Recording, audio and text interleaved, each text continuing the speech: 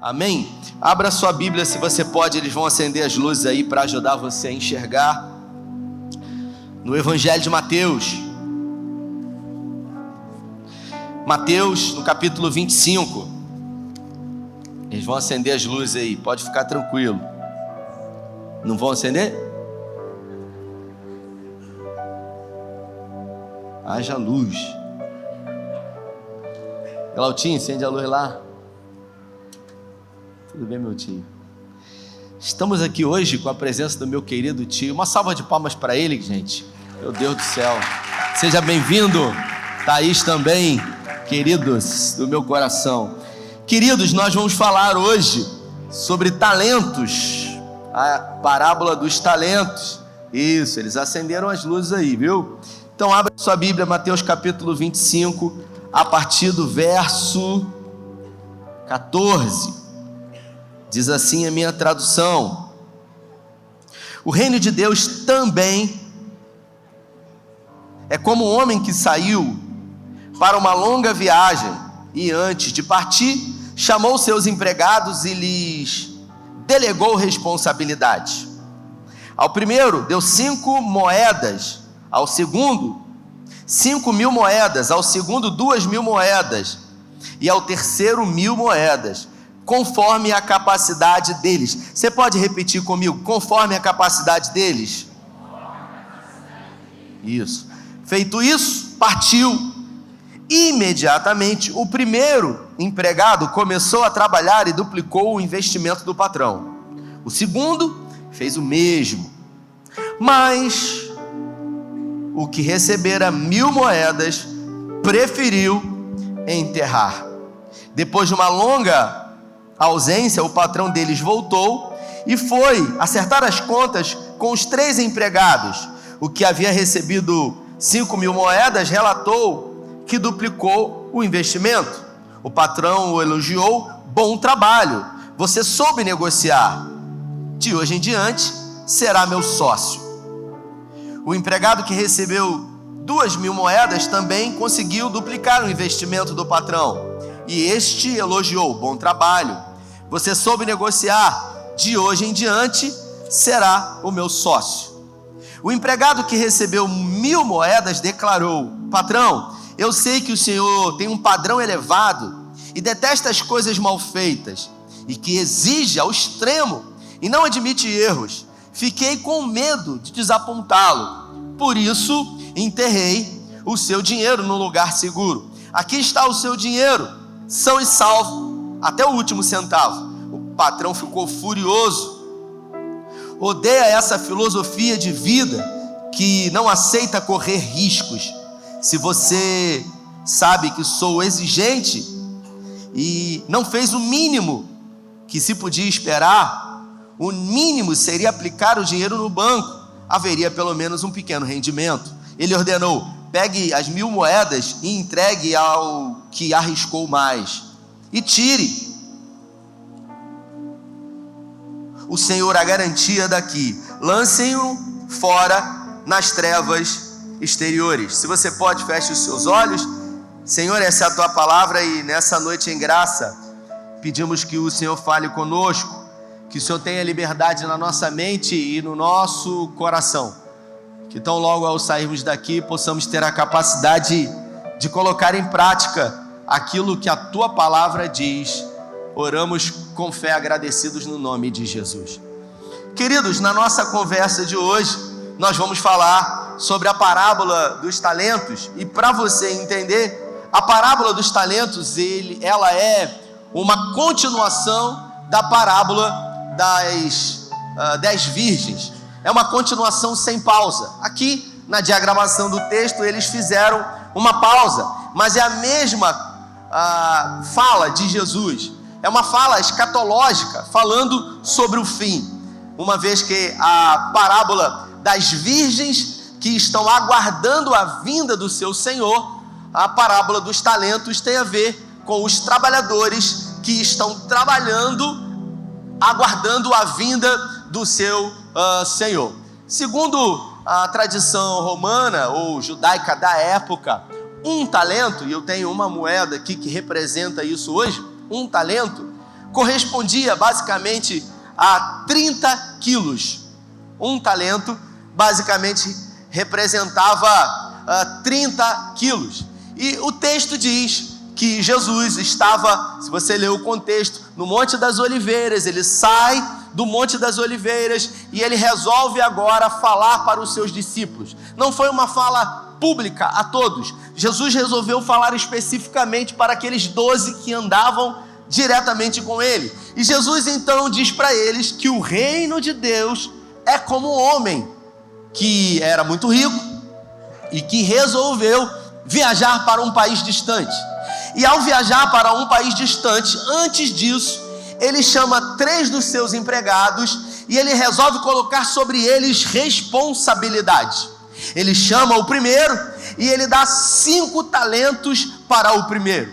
E ele chama o segundo, ele dá 2 talentos, ele chama o terceiro e ele dá 1 talento. E depois ele parte. O texto diz que imediatamente o primeiro, que havia recebido 5 talentos, ele logo se prontificou a multiplicar os talentos que o Senhor havia dado a ele. Da mesma forma, o segundo também. Por sua vez, o terceiro, com muito medo, resolveu enterrá-lo. Nós temos uma analogia sobre os dons e talentos que o Espírito Santo deliberou sobre a vida de cada um de nós. Porque todos nós somos dotados de talento. Talvez os talentos que Deus deu a você não sejam os mesmos talentos que eu tenho. E o texto diz que os talentos, eles foram deliberados ou distribuídos segundo uma métrica, segundo a capacidade de cada um. Isso quer dizer que Deus não dá talento a ninguém que não tenha a capacidade de multiplicar. Deus deu talentos a você e a mim. Talvez, pastora Soninha, os talentos que Deus me deu, ou alguns deles, não tenham sido, até o dia de hoje, multiplicados por mim. Não tenham sido reconhecidos por mim. Agora, é muito ruim quando eu recebo um talento e eu tento multiplicar outro talento. Por exemplo, eu não recebi o talento de tocar teclado. E se eu trocar de lugar com ele aqui e de alguma forma tentar fazer aquilo que ele recebeu como talento, o que vocês imaginam que vai acontecer? Da mesma forma, se eu tento tocar violão, eu sempre tive vontade. Vontade é uma coisa que daí passa.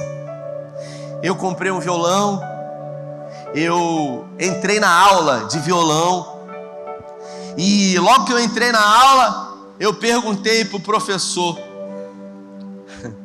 quando é que eu vou tocar na igreja? Ele falou: calma, você está muito ansioso. Alguns meses se passaram, e eu perguntei para ele: quando é que eu vou tocar na igreja? Porque eu vejo as pessoas tocando. E ele disse uma palavra para mim que eu nunca mais esqueci. Essa palavra, de vez em quando, ela ecoa na minha mente. Ele disse: então. Diga para quem está do seu lado: então. Quando você ouve isso dá a entender a você que tem um problema. Enganaram você, meu filho. Você pode até um dia tocar, mas assim, você não nasceu para isso. E eu costumo chamar isso de elemento. Quando a gente consegue encontrar o nosso elemento, a gente tem uma capacidade de fluir muito grande. Porque os animais, eles foram projetados cada um para estar num habitat, para cada um estar em algum lugar. Por exemplo, a águia, ela sabe nadar, sim ou não? Sim, porque ela caça na água. Então ela mergulha e em algum momento, com o peixe nas suas garras, ela voa. A águia não morre afogada. Só que no mar, a águia, ela é uma presa totalmente fácil. Só que no ar, ela é uma rainha. Ninguém é como ela. Da mesma forma, se você já assistiu aqueles programas do Serengeti, você vai perceber que o leão, ele não tem uma habilidade em subir em árvores, porque ele tem facilidade de subir e ele tem muita dificuldade de descer. Então, o leopardo e o guepardo são animais prontos para isso. Só que no solo, ninguém é como o leão. E fazendo uma analogia sobre a sua vida, eu pergunto para você, no que você é bom?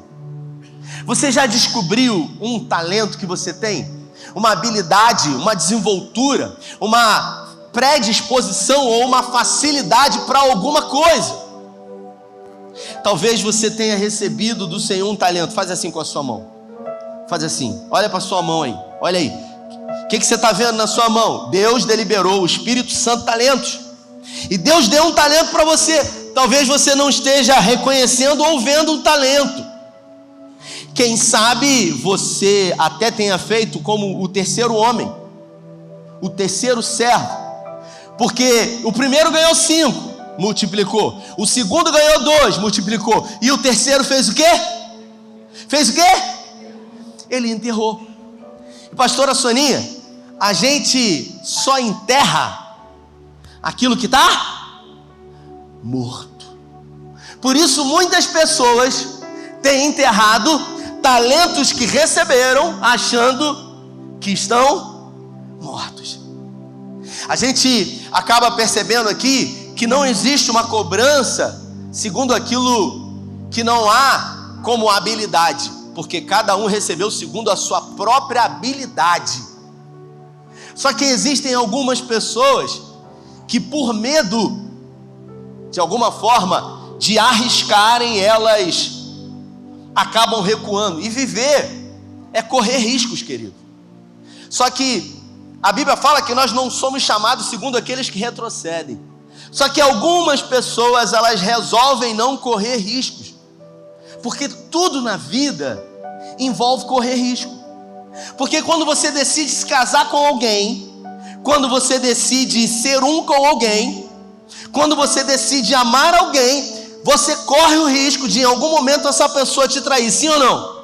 Sim, mas é um risco que você precisa correr. Quando você recebe um talento que Deus deu a você, e de alguma forma foi dado a você a capacidade de multiplicar esse talento, só que quando o medo vem e você não se predispõe a correr o risco calculado daquilo que Deus determinou a você, de alguma forma você está se acovardando. Por isso algumas pessoas, por conta do medo ou às vezes até mesmo da preguiça, essas pessoas não se predispõem a fazer aquilo que foi determinado. Observe que o texto diz que o primeiro, ao receber 5 talentos, o texto diz, imediatamente saiu e multiplicou.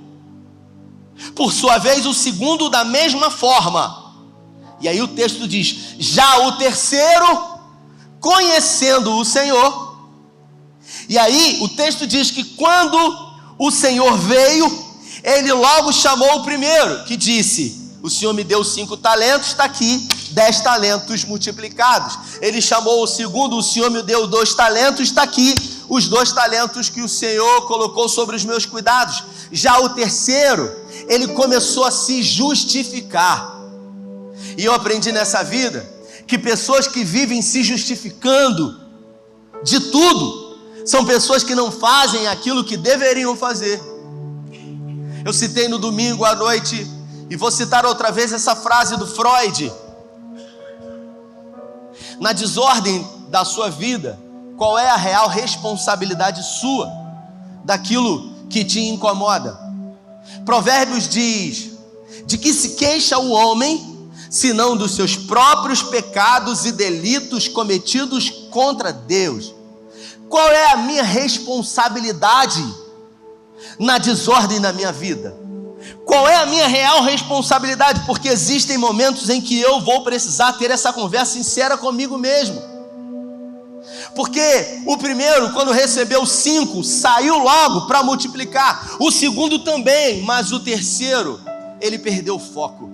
E todas as vezes que nós perdemos o foco na nossa vida, Nós deixamos de fazer aquilo que nós fomos chamados para fazer. E tem muita gente fazendo aquilo que não foi chamado para fazer. Por exemplo, a boca faz o quê?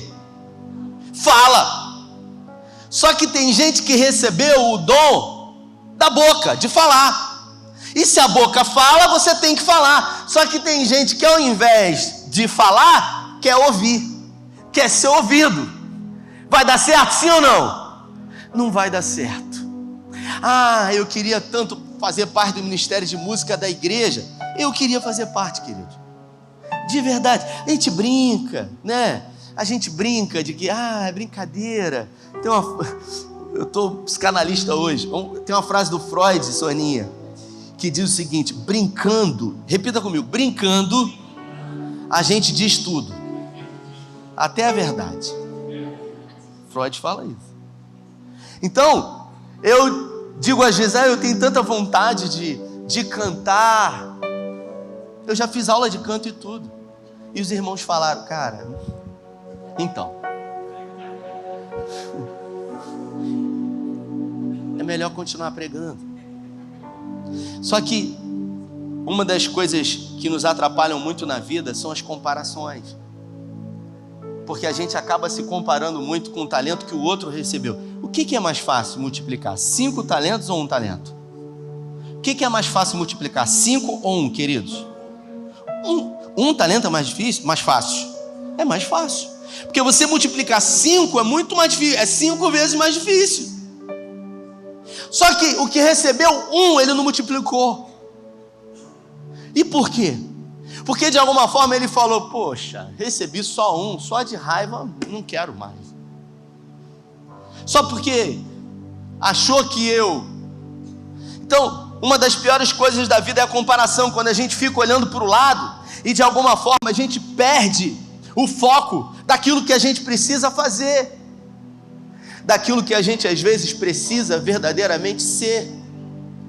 Tem uma peça teatral muito antiga do William Shakespeare, é um monólogo chamado Hamlet, que é muito conhecido, chamado Ser ou Não. Você conhece?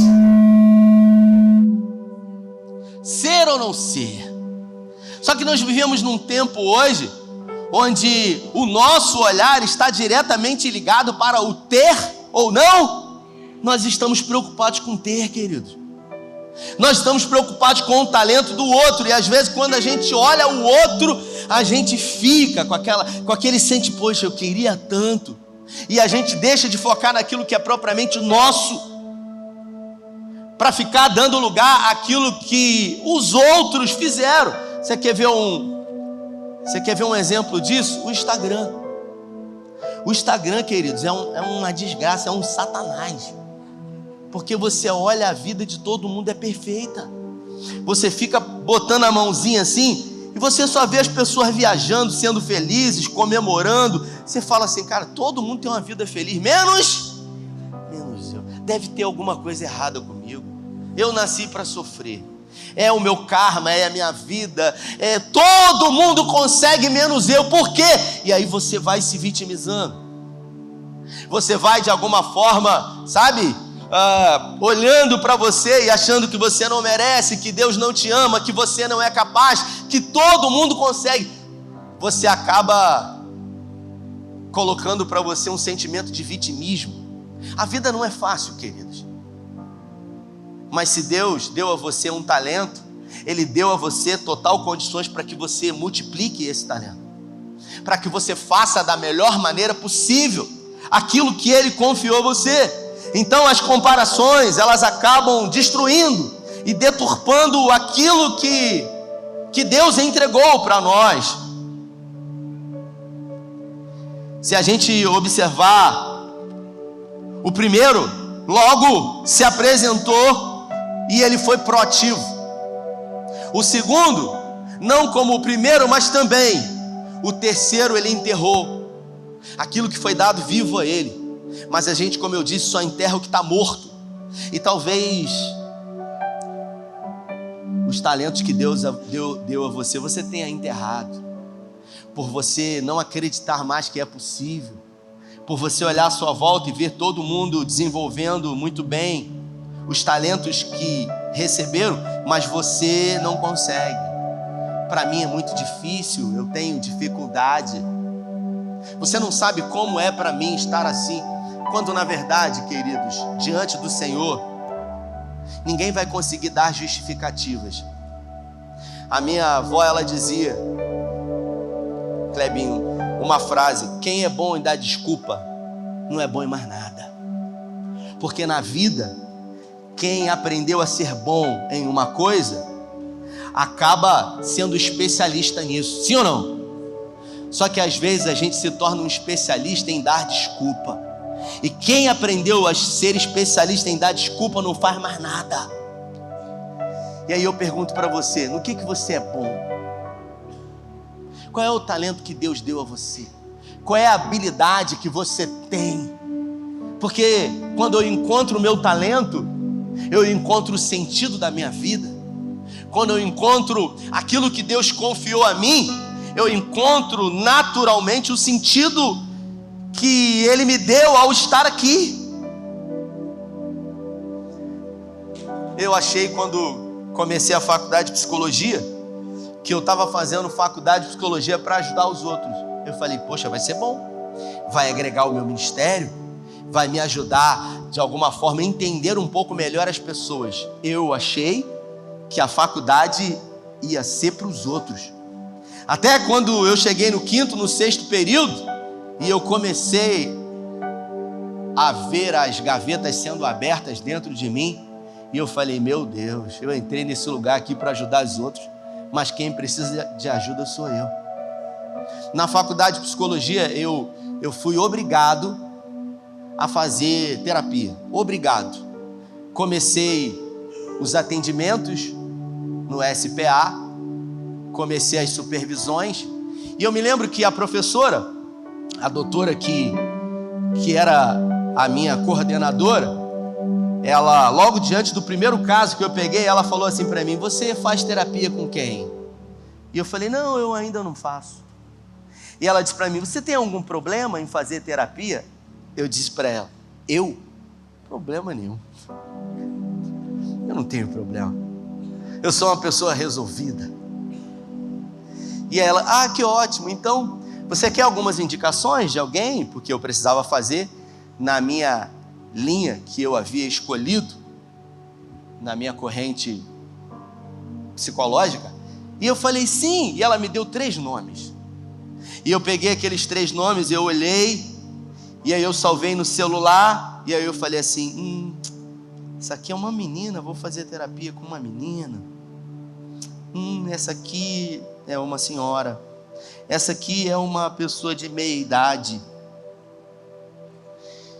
Na outra semana eu fui pegar um caso, ela disse, você está fazendo com quem? Já? E eu falei, não, eu estou vendo. E ela disse para mim, vê logo, porque você precisa começar a fazer.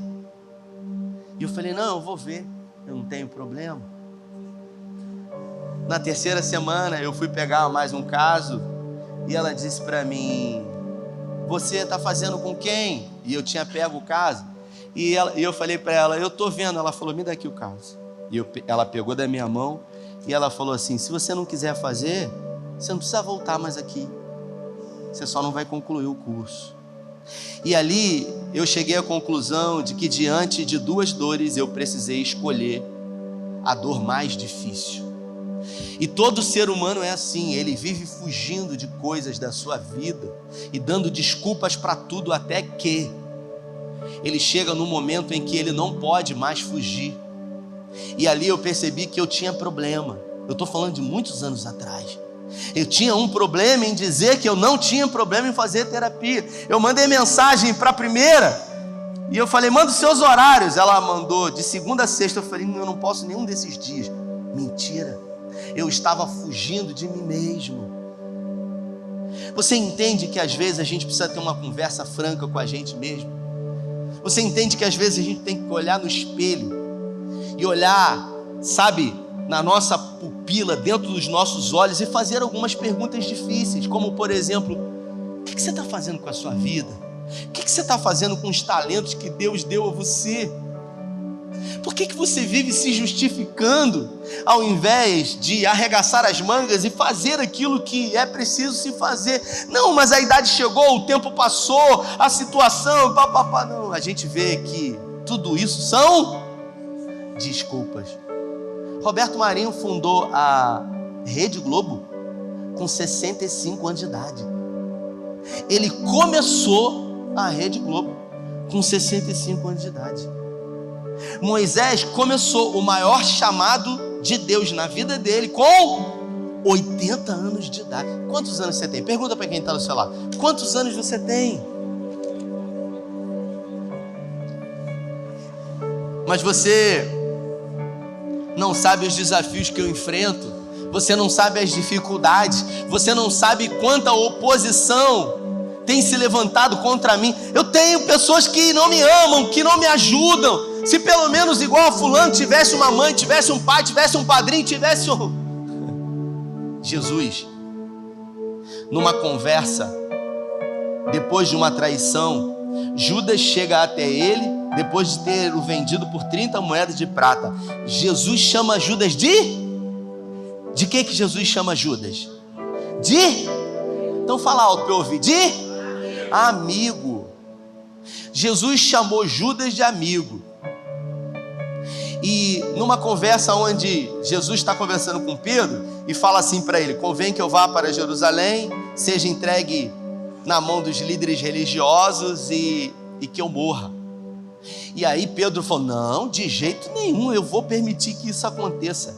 Aí Jesus fala para o amigo dele: aparta-te de mim o quê? Aparta-te de mim o quê? Satanás. Jesus chamou o amigo dele de Satanás e chamou o traidor de amigo. Por quê? Porque Jesus entendeu que aquele que estava empurrando ele para o propósito era alguém que estava no centro da vontade de Deus. Jesus entendeu que aquele, o amigo dele, que estava impedindo que ele fosse em direção ao propósito, não era um amigo, e sim um opositor. Por que às vezes você questiona e reclama de situações que são levantadas na sua vida? Se a Bíblia fala que se você ama Deus, todas as coisas cooperam juntamente para o bem daqueles que amam a Deus e são chamados segundo um propósito. Escute o que eu vou dizer para você. Se você ama Deus, tudo na sua vida vai empurrar você para um lugar que é o propósito de Deus. Rafael, mas eu não sei qual é o meu talento, eu não sei o que eu tenho de talento. Encontre o seu talento e você achará o seu propósito, o propósito da sua existência, o propósito sobre o qual você foi criado por Deus para produzir, para fazer. Porque, queridos, um dia nós não vamos estar mais aqui, mas uma coisa vai ficar viva: o nosso legado. O que as pessoas vão dizer de você quando você partir? Esse aí foi o melhor nisso, ninguém era como ele. Você é bom em quê? O que Deus confiou a você que talvez você enterrou achando que estava morto, que não era para você, que você não ia conseguir, que não tinha mais jeito? No reino de Deus, quanto mais a gente usa, menos a gente perde. Um poço, quanto mais água é extraído dele, mais ele se torna vivo. Um poço que não é utilizado, provavelmente em algum momento ele vai dar problema. Nós precisamos entender que nós recebemos, queridos, um talento. Um talento, segundo a tradição judaica, eu disse que representa 30 quilos de ouro. Então, para você entender uma conta básica, um talento representava 6 anos de trabalho de um trabalhador. 6 anos de trabalho, um talento. Teve um cara que recebeu 5 talentos. Olha a incapacidade dele de cuidar daquilo que o Senhor havia confiado. Porque não se engane, um dia todos nós ouviremos uma frase de Jesus, que é: mostre-me as suas, e o que eu vou mostrar para ele? O que você vai mostrar para ele? Não, você não sabe. Sabe o que aconteceu? Eu tenho, e vai aparecer um telão maior do que esse lá, onde todas as nossas desculpas e justificativas, elas não farão nenhum sentido. Você vai dizer que não tem tempo, você vai dizer que não teve idade, você vai colocar as suas justificativas e ele vai mostrar para você aquilo que você poderia ter feito, se você simplesmente acreditasse. Por isso, na vida, você até pode contar com um incentivo das pessoas, mas eu sempre digo aqui que ninguém pode acreditar mais do que você. Não importa o sonho que você tenha, não importa o talento que você tenha recebido de Deus, ninguém pode acreditar mais do que você. Mas talvez você já não acredite mais. Talvez você tenha dificuldade de confiar em você mesmo.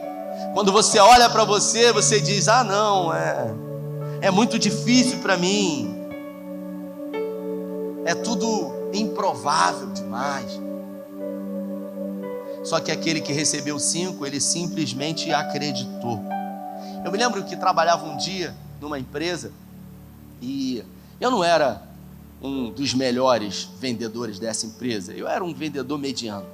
E eu olhava para o lado, Soninha, e tinha um camarada que o cara parece que tinha nascido para aquilo. Todo mês ele estava nas cabeças e batendo todas as metas. E eu, como muito observador que sempre fui, chamei ele para conversar e falei para ele assim: eu queria ter a oportunidade de sair com você uma semana. Aí ele: comigo? Eu queria ver o que você faz. E ele falou: mas para quê? Porque você é uma referência. E se você é uma referência, eu gostaria de alguma forma de aprender alguma coisa com você. Sabe como é o nome disso? Repita: humildade. Faltou humildade para esse homem aqui, para reconhecer que ele poderia aprender. E aí ele falou: tudo bem, você sai comigo. Na segunda-feira eu saí com ele. Eu deixei os meus clientes para aprender com ele. E eu comecei a perceber a forma como ele entrava e como ele encantava os clientes, como ele se relacionava com os clientes. E em algum momento daquela semana eu disse assim: eu não nasci para isso. Ali eu entendi que eu poderia até desenvolver aquele talento, mas que eu não havia sido chamado para fazer aquilo. Talvez isso se encaixe exatamente na sua vida, em tentar se esforçar em fazer aquilo que Deus não confiou a você.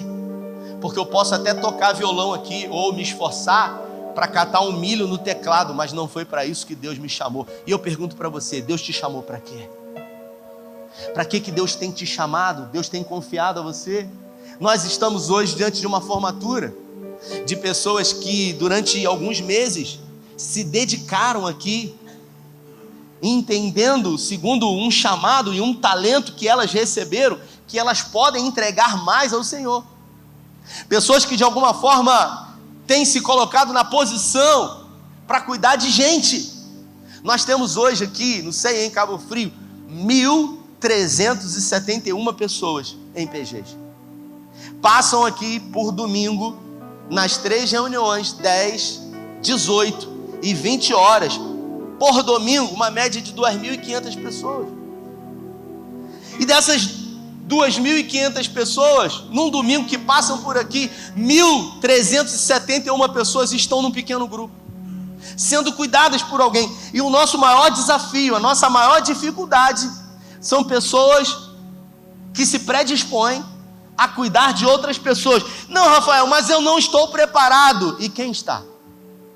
Todos nós estamos numa caminhada. Todos nós estamos num processo juntos. Só que algumas pessoas resolvem ter a coragem de correr riscos, de se expor, de dizer: eu vou mesmo não achando que eu estou pronto, eu vou mesmo não achando que eu tenho todas as habilidades, porque não tem a ver com a habilidade, tem a ver com o talento. E o talento de fazer discípulo, todos nós um dia recebemos. Está escrito em Mateus no capítulo 28, indo por todos os lugares, pregando o evangelho a toda criatura, fazendo discípulos, batizando em nome do Pai, do Filho e do Espírito Santo. E se eu perguntar para você, quem você tem revelado a Cristo? Para quem de alguma forma... Não, Rafael, eu não sei pregar. Ninguém está dizendo de pregar. Tem um irmão aqui da igreja que trabalhou 8 anos comigo numa empresa. 8 anos. Eu nunca falei de Jesus para ele com palavras. Nunca. Um dia a gente estava numa convenção e ele gostava de xaropar, bagunça. A gente estava numa convenção, ele virou para o lado e ele falou: rapaz, você é um cara crente, mas eu não vejo uma postura igual uns crentes que eu conheço, cara, que quer enfiar Jesus pela goela da gente. E eu falei para ele: cara, para mim o evangelho é a vida. Ele falou: pô, um dia eu vou na sua igreja. E um dia ele veio aqui na igreja. E um dia o Espírito Santo convenceu ele. E um dia eu tive a oportunidade de batizá-lo. E hoje ele está dando fruto, através de um pequeno testemunho. Por isso, eu queria que você estendesse suas mãos. E que você olhasse para as suas mãos agora. E que você começasse a pedir a Deus que revele para você qual é o talento que você recebeu. Qual é o talento que Ele deu a você e que talvez esse talento tenha sido enterrado por você? Qual é o talento que Ele confiou a você? Talvez possa ser 1, quem sabe 2, por que não 5? Mas o que você tem feito com esses talentos? Será que as distrações desse mundo têm impedido você de fazer aquilo que você foi chamado para fazer? Será que para você a ideia de fazer alguma coisa envolve receber alguma coisa primeiro? Eu preciso disso, eu preciso daquilo, quando eu tiver, quando eu. O sentido da vida não está num lugar. O sentido da vida não está em se conseguir um cargo público, uma casa própria, uma estabilidade financeira. O sentido da vida está na jornada.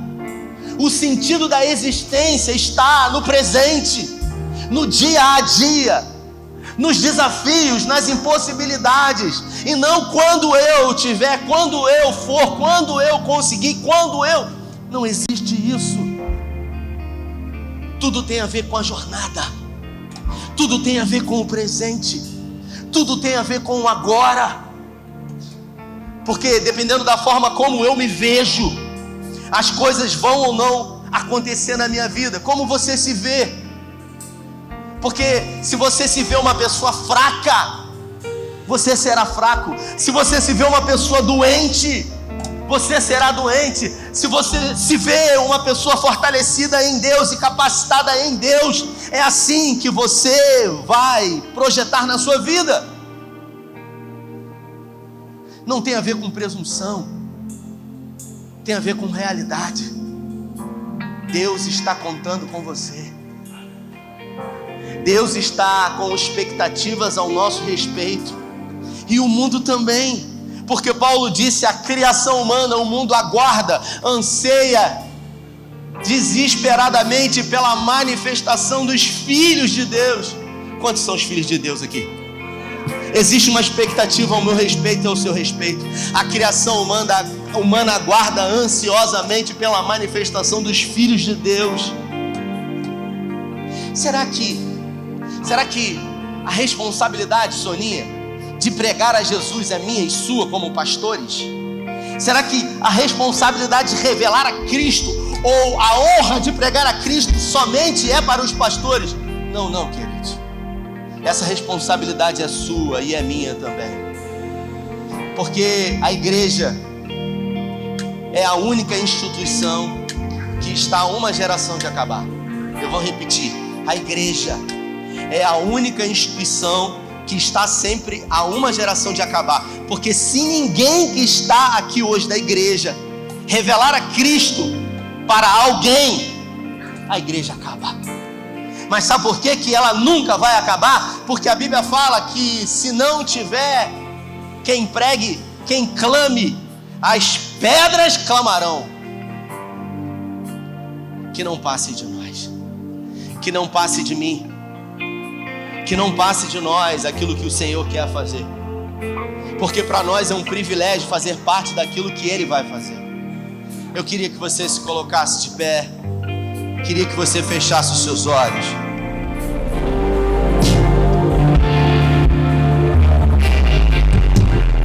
gente acaba percebendo que um dia nós estaremos diante dele. E nesse dia, nenhuma outra coisa vai fazer sentido, se nós vivemos uma vida nele. Existem pessoas que vivem desejando que Jesus viva as suas vidas, que Jesus resolva todos os seus problemas. Jesus não veio viver a sua vida.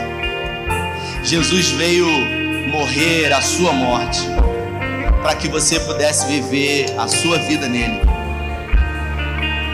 Só que se eu e você não estamos vivendo a nossa vida nele, nenhuma outra coisa vai fazer sentido. Porque tudo isso tem a ver com propósito. E eu pergunto para você, qual foi o propósito de Jesus vir à terra? O propósito de Jesus vir à terra não foi curar o cego, não foi fazer o paralítico andar, não foi multiplicar pães e peixes. O propósito de Jesus ter vindo à terra foi morrer, para que nós pudéssemos ter vida. Por isso muitos que se levantaram contra ele, dizendo que ele não deveria ser morto, foram rechaçados, porque esse era o propósito dele. Mas o nosso propósito não foi de morrer, o nosso propósito foi de viver uma vida nele, uma vida revelando a Cristo a quem não tem, uma vida de ser sal, de fazer a diferença, uma vida de ser luz. E ninguém pega uma luz, uma candeia e coloca debaixo da mesa, pelo contrário, coloca na parte superior para que possa iluminar a todos. E você tem sido luz? Será que realmente eu tenho sido luz? Ou será que os problemas dessa vida, as impossibilidades, têm me roubado e me impedido de ser luz apesar disso?